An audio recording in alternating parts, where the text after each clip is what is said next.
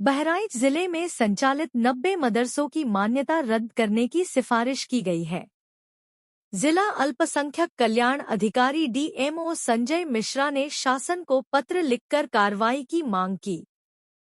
3 महीने बाद भी शासन के निर्देशों का पालन न करने पर यह कदम उठाया गया है।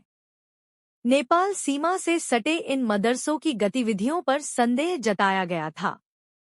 आएगा तो तुम भेज दोगे, क्या देखते हो? किस बात के प्रिंसिपल हो? क्यों भेज दिया आपने? यहाँ कुरान खानी में क्यों भेज दिया? मदरसे के टाइम पर, जब तक मदरसे का टाइम खत्म नहीं होगा क्यों भेज दिया आपने?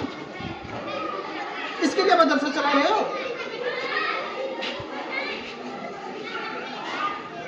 फिर भेजोगे?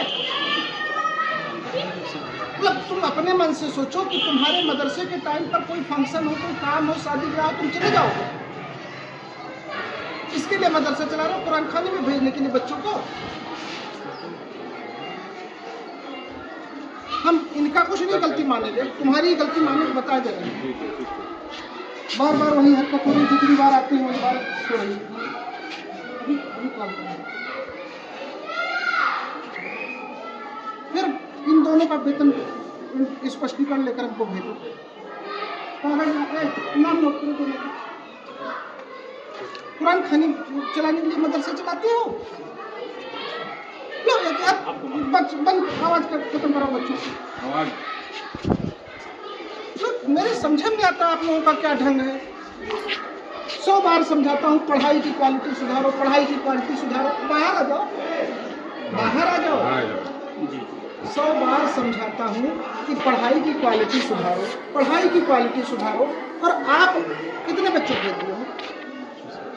बाहर भेज दिए नहीं आप अपने। अच्छा एक बात बताओ, उनकी जो पढ़ाई का सर दूसरे विद्यालय में छुट्टी हुई है, वो बच्चे जा रहे हैं। हम कह रहे हैं जो बच्चे चले गए उनकी पढ़ाई का नुकसान हुआ, अब बताओ उसका कौन जिम्मेदार होगा?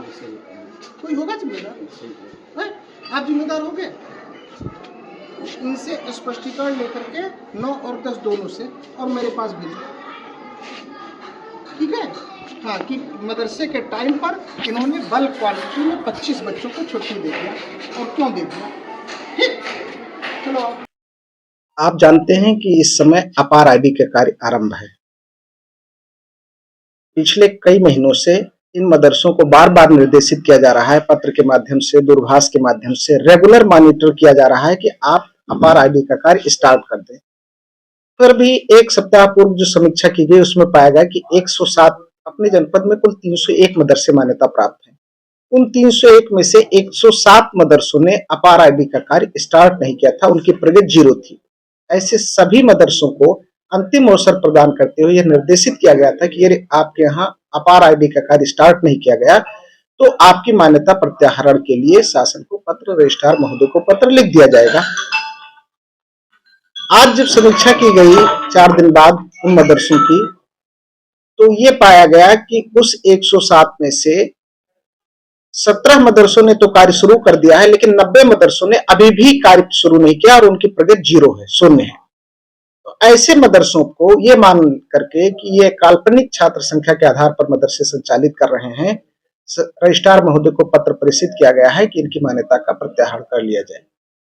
क्या लगता है कि जो इस मदरसे में छात्र हैं वो सिर्फ रजिस्टर पे उनका नाम अंकित है, वो स्कूल में छात्र नहीं है? नहीं, ये नहीं कहा जा सकता।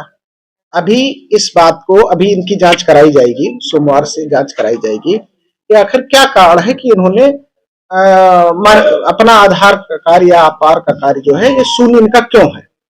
इनकी जांच मंडे से कराई जाएगी।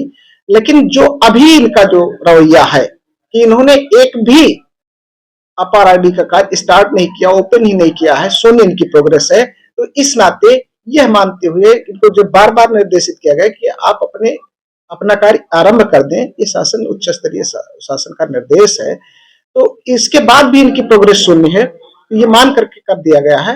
अब इसकी जांच सोमवार से कराई जाएगी और अगर इन्होंने अपने कार्य में प्रगति नहीं किया तो इनके खिलाफ और कठोर दंडात्मक कार्यवाही प्रस्तावित की जाएगी।